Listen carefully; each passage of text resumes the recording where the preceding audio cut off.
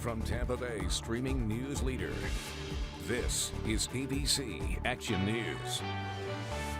Hey there, I'm Jasmine Stiles. Jason Adams will have your full weather forecast coming up, but first, here are your ABC Action News headlines. Sunday is Tampa Bay's big game against the Kansas City Chiefs, and we want to make sure you're ready for all the activities in Tampa this weekend.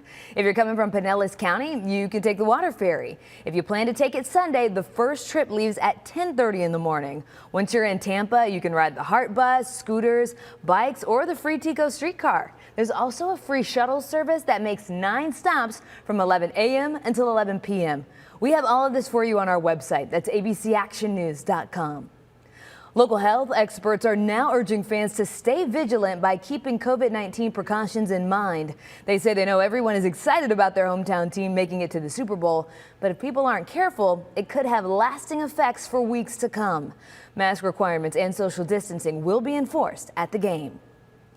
Hundreds of federal agents are now working around the clock to keep us all safe. The FBI gave us an inside look at where federal, state, and local law enforcement agencies are tracking possible threats in real time.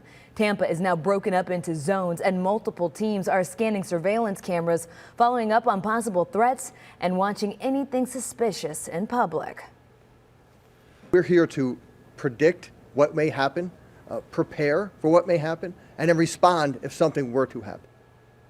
There are no known threats to the Super Bowl, but law enforcement wants to stress to the public, if you see something, say something.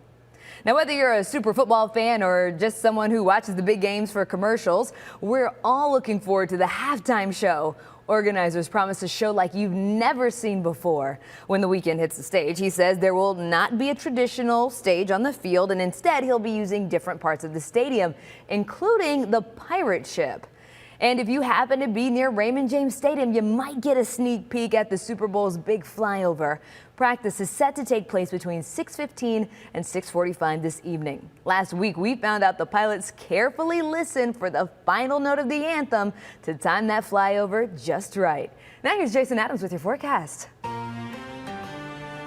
And it looks pretty good for us today, but let's talk Super Bowl because a lot of focus has been on that forecast given that there is a rain chance. And right now, with the data that we're seeing today, it looks pretty good. We may actually see the rain wrapping up here around 1 or 2 o'clock Sunday afternoon, giving us a dry forecast for the game. But I gotta say, with cold fronts that are very slow moving like this one will be through the weekend, you'll want to check back in with me over the weekend as I'll be watching it very closely and giving you the day-to-day updates. But here's what it looks like now. Dry today. We're going to see plenty of sunshine along and south of I-4. North, a little more cloud coverage, but temperatures in the low to mid 70s. And then the front will start to try and push south tonight, but it's actually going to lift back to the north. And then slowly late Saturday into early Sunday, it will finally start to move south. And that's when we have the best chance for rain.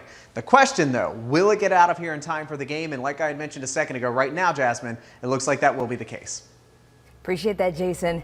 Now you can get news 24 hours a day on our free streaming news channel. Just download the ABC Action News app on Roku, Amazon Fire TV, Android TV, and Apple TV.